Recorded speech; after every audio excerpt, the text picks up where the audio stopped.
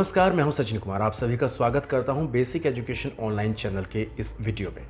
दोस्तों, जैसे कि आप सभी जानते हैं कि दीक्षा एप्लीकेशन पर निष्ठा 3.0 एफएलएन कोर्सेज के मॉड्यूल 1 और 2 के लिंक खोल दिए गए हैं। मॉड्यूल 1 और मॉड्यूल 2 को पूरा करने के लिए 31 अक्टूबर 2021 की समय सीमा तय की गई है। खास बात यह है दोस्तों कि इन दोनों मॉड्यूल्स में प्रश्नोत्तरी के दौरान आपको 70% अंक लाना बेहद आवश्यक है।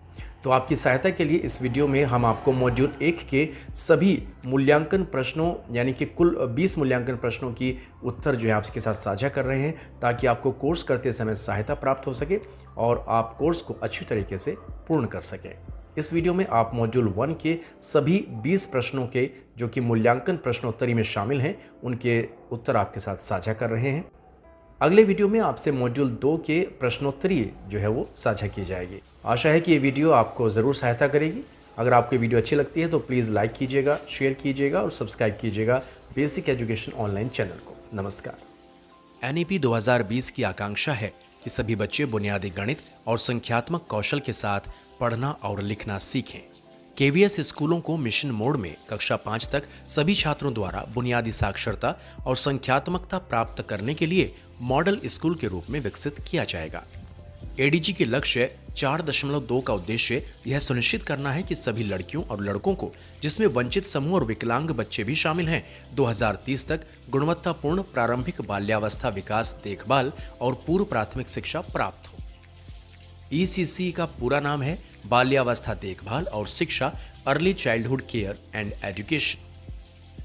मिशन मोड में 2025-26 तक बुनियादी साक्षरता और संख्यात्मकता के लक्ष्य को प्राप्त करने के लिए राज्यों और केंद्र शासित प्रदेशों की महत्वपूर्ण भूमिका है। आंगनवाड़ी कार्यकर्ताओं, शिक्षकों का ईसीसीई में प्रशिक्षण स्कूल शिक्षा विभाग के क्लस्टर संसाधन केंद्रों द्वारा मेंटर होगा। राष्ट्रीय शिक्षा नीति 2020 में इस बात पर प्रकाश डाला गया है कि वर्तमान में प्राथमिक स्तर पर अनुमानित रूप से 5 करोड़ से अधिक छात्र बुनियादी साक्षरता और संख्या ज्ञान का कौशल हासिल नहीं कर पाए हैं। सहमत तथा एफएलएन को मजबूत करने के लिए कदम उठाए जाने चाहिए। एनईपी 2020 में यह परिकल्पना की गई है कि 5 वर्ष की आयु से पहले प्रत्येक बच्चा एक प्रारंभिक कक्षा या बाल वाटिका में जाएगा, जिसमें एक ईसीसीई को पढ़ाने योग्य क्वालिफाइड शिक्षक होगा। बाल वाटिका कक्षा 1 से पहले की एक कक्षा है। राष्ट्रीय बुनियादी साक्षरता और संख्या ज्ञान मिशन का मूल उद्देश्य है कि सभी बच्चे पढ़ने और समझ के साथ प्रतिक्रिया करने में सक्षम हों। बच्चे समझ के साथ स्वतंत्र रूप से लिख पाएं, संख्या, माप और आकार के क्षेत्र में तर्क को समझ पाएं।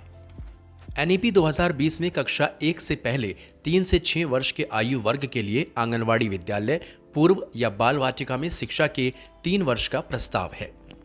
एफएलएन मिशन समझ के साथ भाषा और गणित पढ़ना में दक्षता हासिल करने के लिए एक राष्ट्रीय पहल है।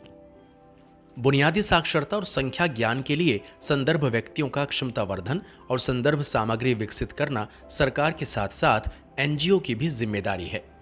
हमारे देश में ईसीसीई प्रारंभिक बाल्यावस्था शिक्षण संस्थाओं के माध्यम से चलाई जाती है, जिसमें शामिल हैं एकल आंगनबाड़ी, बी प्राथमिक स्कूलों के साथ संबद्ध आंगनवाड़ी, सी कम से कम 5 से 6 वर्ष की आयु वाले पूर्व प्राथमिक केंद्र।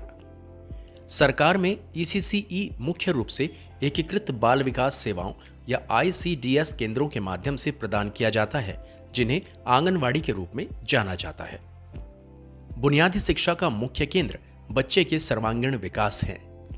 एनईपी 2020 द्वारा प्रस्तावित नई 5+3+3+4 संरचना में 3 वर्ष की आयु से ईसीसीई को एक मजबूत आधारशिला के रूप में शामिल किया गया है, जिसका उद्देश्य बेहतर समग्र शिक्षा, विकास और कल्याण को बढ़ावा देना है। मिशन का विचार यह है कि प्रत्येक बच्चा ग्रेड 3 के अंत तक और ग्रेड 5 के पहले पढ़ने, लिखने और गणित में वांछित सीखने की क्षमता प्राप्त कर ले। ईसीसी की अवधि है जन्म से 8 वर्ष की उम्र तक। एफएलएन मिशन के दिशा निर्देश किसने दिए हैं? भारत सरकार के शिक्षा मंत्रालय ने। प्री स्कूल की शिक्षा सुनिश्चित करती है निर्बाध ट्रांजिशन प्री स्कूल से आरंभिक प्राथमिक कक्षा तक, जिससे कि अधिगम में बेहतर प्रदर्शन हो और स्कूल में पढ़ाई जारी रखने की दर बेहतर बनी रहे। साथियों, प्रश्नोत्तरी में प्रश्नों का क्रम आपको आगे पीछे मिल सकता है, अतः उत्तर भरते समय प्रश्नों की भाषा को अच्छी प्रकार पढ़ लें, तभी उत्तर भरें। धन्यवाद। You are watching BEO Basic Education Online, an educational channel.